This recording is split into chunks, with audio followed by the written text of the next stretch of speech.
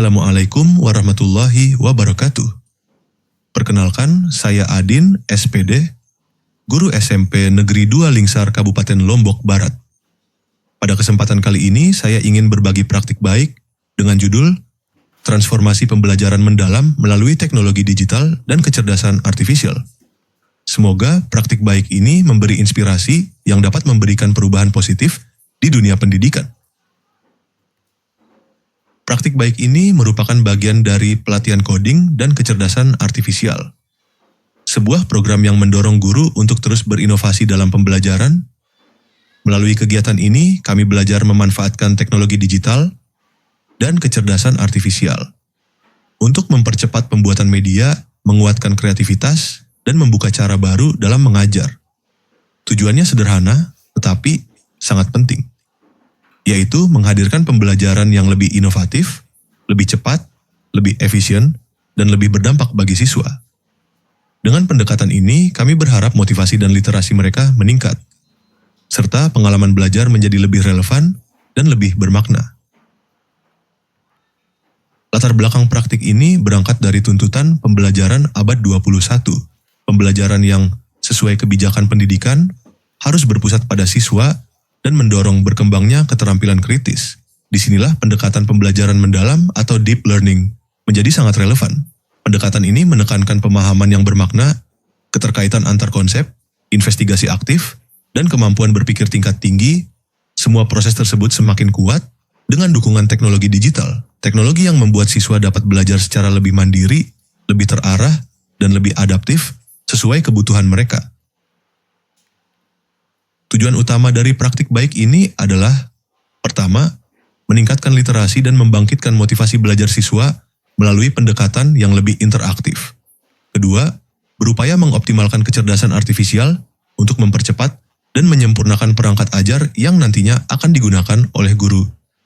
Tiga, membantu siswa mencapai tujuan pembelajaran melalui investigasi yang mandiri, terarah, dan bermakna. Dan yang keempat adalah, kita ingin membangun ekosistem belajar aktif, kolaboratif, dan saling mendukung antar siswa dan guru. Di kelas, kami menggunakan presensi digital berbasis QR Code. Siswa cukup memindai kartu QR pribadi dan kehadiran seluruh sistem mulai dari pembuatan QR Code hingga integrasi Google Form, dibantu kecerdasan artifisial sehingga meminimalkan kesalahan dan menghemat waktu guru. Inovasi ini bukan hanya mencatat kehadiran, tetapi juga mengenalkan siswa pada efisiensi digital serta budaya teknologi yang penting di pembelajaran masa kini.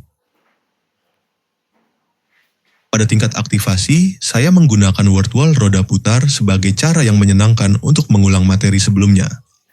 Tekniknya sederhana namun efektif. Saya memanggil satu siswa, lalu siswa tersebut saya minta untuk memutar roda yang berisi pertanyaan seputar materi yang sudah dipelajari.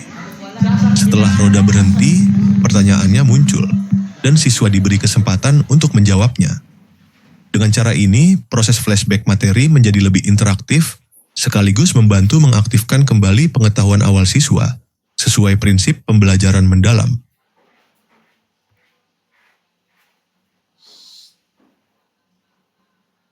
Apa peran testosteron dan estrogen dalam tubuh manusia? Testosteron sebagai hormon reproduksi pada laki-laki, estrogen sebagai hormon reproduksi pada perempuan. Pada tahap ini, saya menggunakan Mentimeter untuk mengajukan pertanyaan empatik untuk membangun jembatan hati, dan pertanyaan pemantik untuk menggali ide awal dan rasa ingin tahu mereka.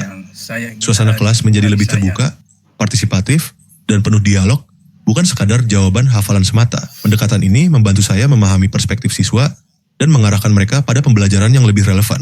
Semua itu membuat proses belajar terasa jauh lebih bermakna. Tetap sehat, ada yang saya ingin hari ini hari saya.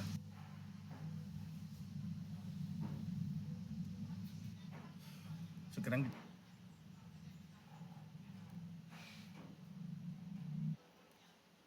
Pada sesi ini, saya menggunakan peta investigasi digital untuk membantu siswa belajar secara mandiri. Slide dirancang dengan visual dinamis, hasil kolaborasi Canva, Gamma, dan PowerPoint. Setiap kata kunci yang berisi instruksi terhubung langsung ke video atau artikel ilmiah sebagai bahan literasi digital. Pendekatan ini bukan ceramah satu arah, tetapi panduan eksplorasi yang mendorong literasi digital dan memperkuat kemampuan siswa menemukan informasi sendiri. Dengan cara ini, proses belajar menjadi lebih aktif, lebih terarah, dan tentu saja lebih bermakna.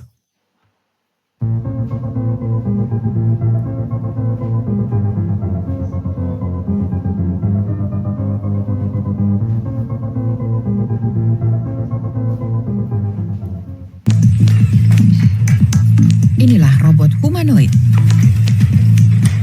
Salah satunya diberi nama Atlas, buatan Boston Dynamics.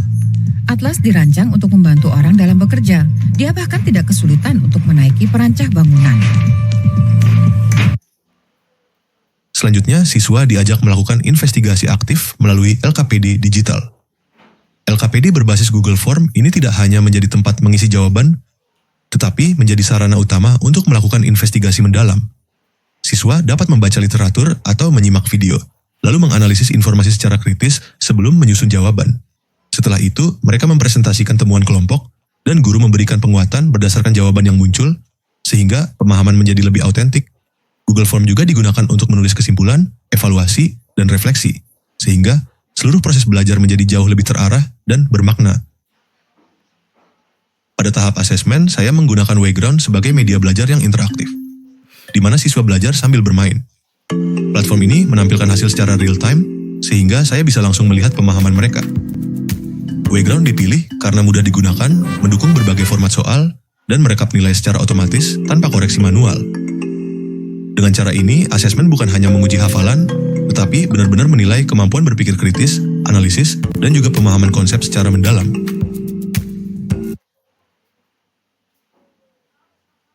Pada bagian evaluasi dan refleksi, saya menggunakan kerangka SWOT untuk melihat dampak integrasi AI di kelas. Dari sisi kekuatan, AI mempercepat pekerjaan guru dan membuat pembelajaran jauh lebih aktif dan bermakna. Namun, masih ada kelemahan seperti kebutuhan adaptasi dan ketergantungan pada perangkat. Di sisi peluang, praktik ini mudah dikembangkan ke berbagai mata pelajaran dan membuka ruang inovasi baru. Sementara itu, ancamannya adalah risiko penyalahgunaan AI dan perbedaan akses perangkat antar siswa.